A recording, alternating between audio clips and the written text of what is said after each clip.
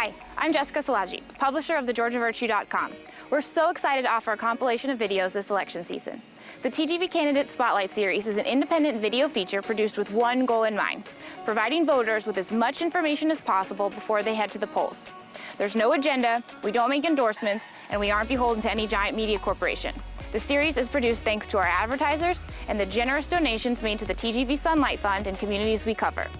We extended an offer to all of the candidates seeking office this year, and to ensure the integrity of the questions and in fairness to all the opponents, every interview is recorded prior to the release of the videos in that race. For that reason, candidates who did not agree to an interview prior to the air date for their race will not be featured in this series. Thanks for tuning in, and don't forget, you can find the election cycle and much, much more on thegeorgiavirtue.com.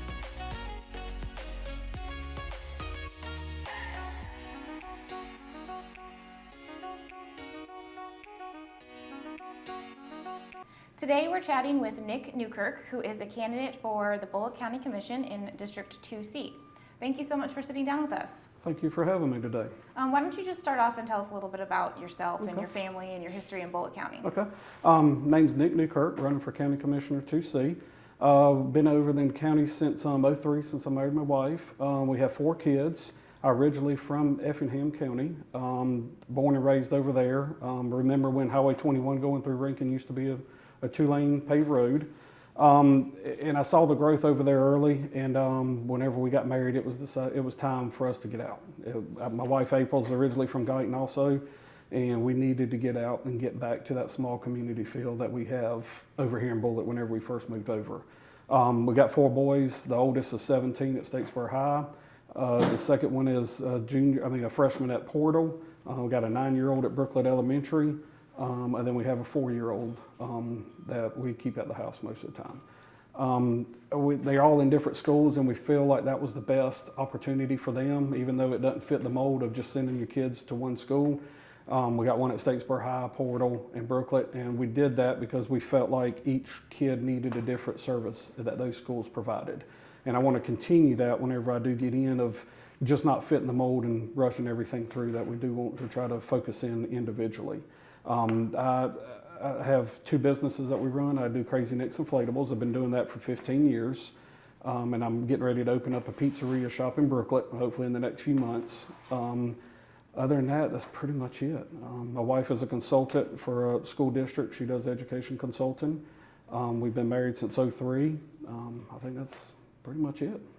You kind of touched on it a little bit, but local government is different. You're running as a Republican, but the issues are not always as partisan as they are on the state or national level. Yes. So how do you take the nonpartisan aspect and apply that to the job? And how do you look at the job as a whole? Because it's much more community oriented than other levels of politics. Yes, it's very community level.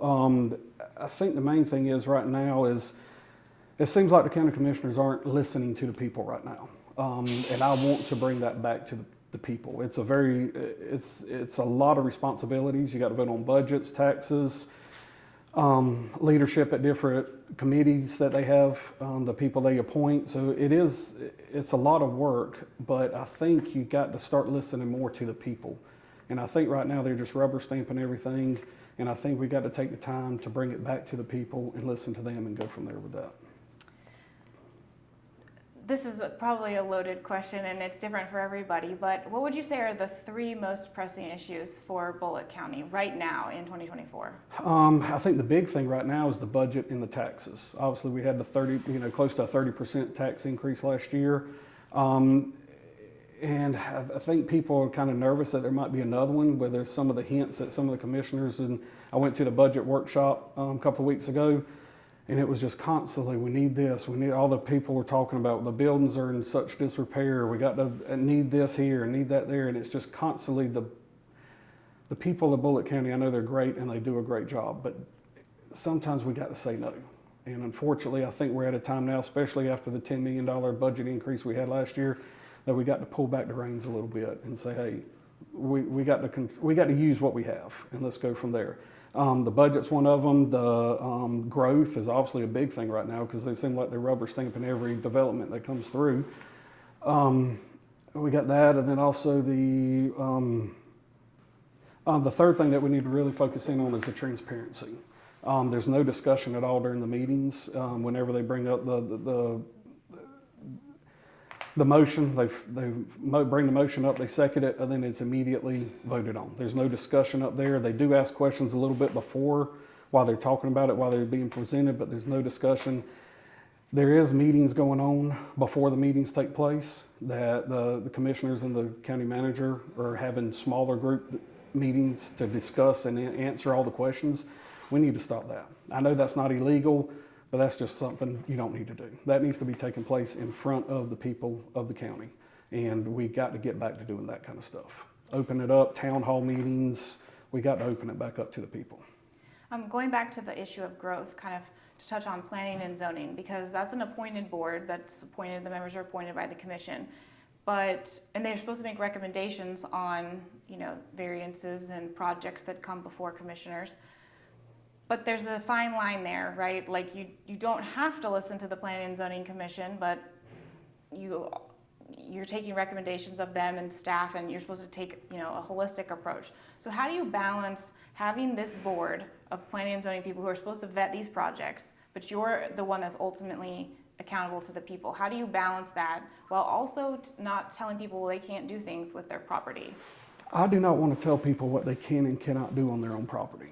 I think that's just a fundamental right that we have to have. Now, I think that we need to, something I don't want to tell people is how many chickens they can have on their property. That's something I don't want to do. I think if you want to be that strict on property, you need to move to an HOA. But something else I think that people are forgetting is these subdivisions, you almost got to treat them as a large corporation or a company, because they're not just bringing in one or two houses. They're bringing in 100 lot subdivision of half-acre lots. So you're talking about 200-300 cars that are coming and going every day. So I think we got to figure out as a community, like example, do we want to put a landfill right here on Burkhalter? Do we treat a subdivision as an industry like that, or do we just open it all up and just say free for all, y'all come on, do whatever you want to? And I don't think that's what the community wants. That's not what I've been hearing. The ones that I do hear that want to do that are the developers. And I mean, they're the ones that say, let's just open it up free range, and as soon as land moves, or as soon as land fills up, we'll just move to a different county. And I don't think that's what the people aren't moving to this county to be in Ag 5 zoning, then immediately 6 months later get turned into half-acre, three-quarter-acre lots that's got duplexes on it. And you're filling up a whole 60 acres of that. That's just not what the people of the community that I'm talking to is saying. And I think I don't want to tell people what they can and cannot do, but also I think, like I said, you got to treat these subdivisions like a business or a corporation and say, do we want a landfill, or do we want a DRT turpentine processing facility on Burkhalter, on Youngblood, out on Emmett Deal? I mean, do we want these big corporations like that in this land? And I think that's more of a community answer more than an individual. Because you got 100 acres, you have the right to turn it into 300-acre subdivision or 100-acre subdivision. Right. So you talked about a little bit with transparency, but do you want to touch on maybe some things that you could do proactively to be more transparent, in addition to just eliminating smaller meetings ahead of meetings? Well, I think we need to open up the discussion part back at the votings. I think that needs to be, I know they present the information and the commissioners sometimes ask questions then, but I think whenever you have that discussion part of the voting process, I think you need to be talking then. I think we need to open up, do some town hall meetings, not just on big topic items throughout the year, but 2-3 times a year. Just bring the people in at different spots, Neville's, Brooklet, Denmark, up in Portal. Just have some open areas, open meetings that people can come in and actually talk to you versus trying to kick you out of the meetings early. I mean, I think that's one thing that we have to bring back is the people, because obviously the commissioners right now, the way they're voting and the way they're acting, they don't really care about the people right now. And I think that's the number one thing that you have to bring back is listening to the people of the county. Sure. And you touched on spending and taxes. Nobody wants to pay taxes, but are taxes too high for the services we're receiving? And if so, do you think that we should be spending money less in certain places, or? Well, I think we got a good 2 years, because last year obviously we had the lower tax rate. This year we had much higher tax rate. for the people, what are they getting in return for that? Is it the wells that they're putting in, sending the water to Bryan County? Is it the tax abatements that we have to afford for the big corporations coming in? If it's tax, I mean, why aren't we giving tax abatements to farmers that's been here for 3, 4, 5, 7, 8 generations? I mean, why aren't we trying to take care of the people that actually take care of the land versus just selling it out to the foreigners that come in? I think we need to focus in on, yes, the taxes have gone up and there's nothing that I can do about it right now. I mean, obviously we can look at possibly lowering them, and definitely not raising them. But I think we need to, what has that brought back to the citizens right now that gave that extra $10 million? What is it? I mean, I'm not seeing any infrastructure. I'm seeing some new roads being paved, but roads being paved really aren't improving the infrastructure. That just improves the roads that's already there. So I think we need to focus in on that. What about things that might need more money? I think infrastructure is the number one. I really do. I think a prime example, Burkhalter Road. I know my wife's tired of me hearing about this, but Burkhalter, I know it's a freshly paved road, but I think it's probably one of the worst roads in the county infrastructure-wise. There's no turning lanes, decel lanes. Coming up to Highway 67 from the Highway 80 side, how many times does it take you to get through that light? I mean, you're sitting there for 10, 15 minutes, 3, 4 lights go through. Those are just simple things that we can improve. Turning lanes here, decel lanes here. I'm not talking about 4-lane in every road in the county, and I'm not even talking about 4-lane in roads at all, but we just need to improve what we have by just adding some little bit of extras here and there. Russian Road is another one that's terrible, and that's just because I know this side of the county, but I know whenever I go deliver bounces on West Side and Pulaski, they're the same situations. You got those major subdivisions over there that have no turning lane, no decel lanes. People are just stopping in the middle of the road and you really don't know what's going on with no blinkers. But if you had the decel and turning lanes, that would help out a lot. It's a very contentious time in our county. I think there's a lot of issues going on that affect people greatly. And some would say that it's not a popular job. So why do you want this job right now? I didn't grow up wanting to be a politician. This is not this is not a job I ever said, hey, I want to be. But I think with I've been here for 23 years, and with the times that's coming up, I think we need people to step up and do this, I'm not going to say ungrateful, but unpopular job. Because you're going to have to tell people no. And, you know, it's not going to be a great job to be in. I mean, I know I'm going to get the hate from people. I'm not going to please everybody. But I'm going to try to please the bulk of the people that's got me there in the first place. Is there anything else you'd like to mention about issues or about yourself before voters start going to the polls? I think one thing we need to, you know, I talked about the infrastructure a lot, and it's nothing I want to raise taxes for. I think we need to start looking at a budget, cutting back some of that. I think we need to implement or start looking at possibly raising the building permit fees.